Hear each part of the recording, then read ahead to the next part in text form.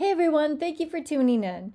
Today I'm arranging a hand-tied bouquet that is all red. So working with monochromatic colors or all one color is so easy and fun to do. All you have to do is select a variety of tones in whatever color you want. So you can do whites, reds, purples, whatever, as long as it's all in the same kind of color category. And from there, you just got to worry about shapes and textures. So I do have a lot of these beautiful roses. So I'm going to kind of use that as my focal and work it the red roses evenly throughout the bouquet there. And then I have these a little bit darker uh, mums. I just have three of them, but they're a bit bigger and they have a different texture. They're a little bit more flat. So I'll let them sit a little bit lower and just space those out evenly as well. And then I've got a few kind of fill in red flowers that I'm going to work throughout.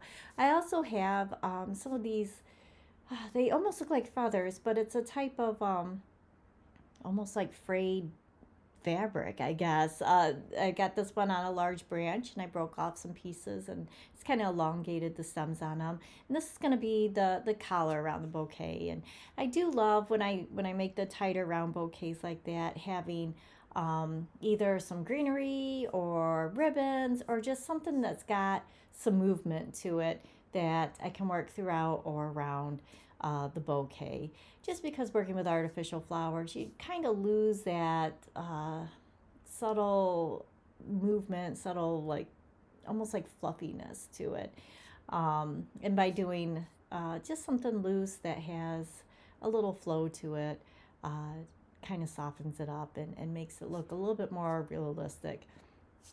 I have six of these, so I'm trying to work them around evenly so that they're not just all bunched up on one side. But using those feather things, you can kind of change the shape too if you wanted more of a crescent shaped or more of kind of a forward like teardrop or waterfall shape. You can kind of use that outer collar to reshape the bouquet if you want.